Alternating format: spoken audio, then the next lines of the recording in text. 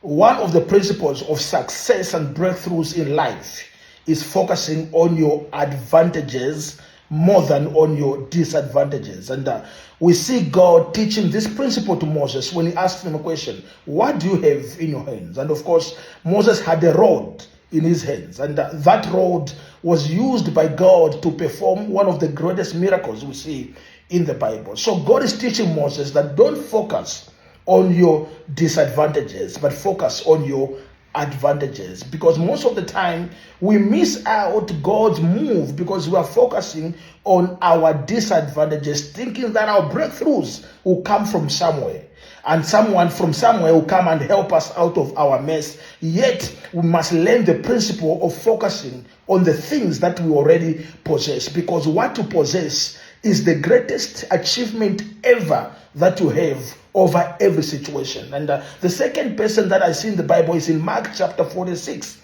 verse 10, when the blind man heard that was Jesus of Nazareth passing by.